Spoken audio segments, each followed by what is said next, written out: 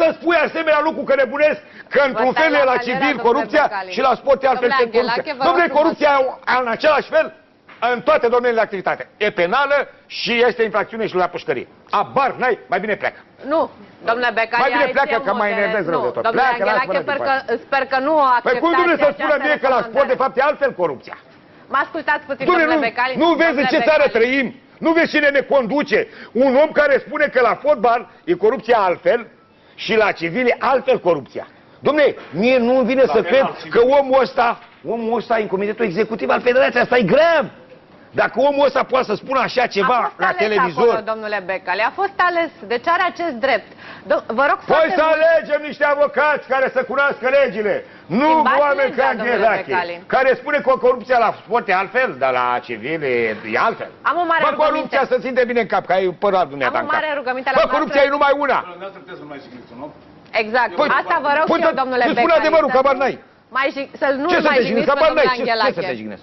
Habar n-ai de nimic, că dacă spui că corupția la sport e altfel și în civil e altfel... Vă rog să vă controlați limbajul. Cine meriți niște stai lângă mine, 2 metri. Vă rog, domnule Anghelache. Auzi, corupția e altfel la sport. Cum adică corupția e altfel la sport? Nu e problema acolo. Domnule, așa cum o definește regulamentul de fotbal la care și domnul Margăsar... Care regulament de fotbal, domnule, că le-a spus voi acolo, că v-a dat tot de mici să nu dă servitori ce sunteți? Domnule, vă rog eu frumos să vă exprimați. Hai, domnule, ce n-ai? Hai, domnule, vezi la treaba ta, domnule. Asta e adevărul, domnul Mircea Sandu are așa mare influență asupra dumneavoastră. O, domnule, ce n-ai? Nu m-am săturat de voi, de atâta servitorism în țara asta. M-am săturat de servitori în țara asta, eu. Dați-mi că m-am săturat de servitori și de oameni umili. Care zic să trăiți, să trăiți, să trăiți. De dictatura nulităților m-am săturat. Dar și dumneavoastră aveți o atitudine dictatorială acum. Eu am dictatorială. Cu ce? Păi să-i permiteți, domnule Anghelache. Păi e permis să vorbească dacă spune o prostie că, de fapt, la sport corupția e altfel. Cum adică? Corupția e una, numai una! E penală și este corupție și este infracțiune și e penală și dă pușcărie.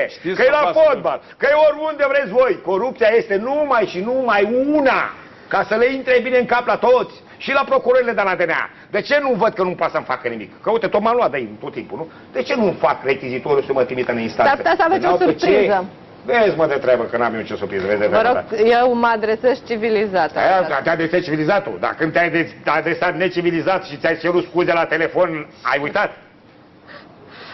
Dacă doriți, putem să discutăm despre acel incident, dar până atunci, păi dar cum să nu faci fume la gură? Cum nu, când auzi că un om care e comitetul executiv, dom'le, de fapt la fotbal, la sport, corupția este altfel. Ce vorbești? E definită altfel am spus, nu este altfel. Nu poate să fie definită, dom'le, altfel. Dacă așa scrie regulamentul ăsta, că e definit așa, regulamentul ăsta aprobat. Ce spuneam la început, că până la urmă asta e, regulamentul acesta, mai mult decât interpretabil, cu foarte mari lacune, dă naștere inclusiv la astfel de discuții. Dumneata ai înțeles acum?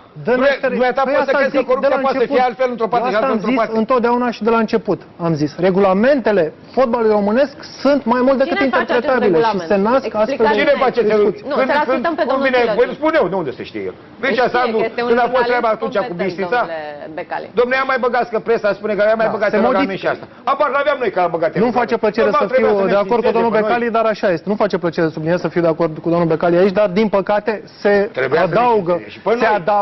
adaugă prevederi în regulament și uneori domnul Becali a fost favorizat cu Steaua de astfel de interpretare a regulamentului. Că de asta spun, sunt probleme și probleme. Dar problema cea mai mare în fotbalul românesc este că regulamentele sunt făcute prost. Și asta nu spun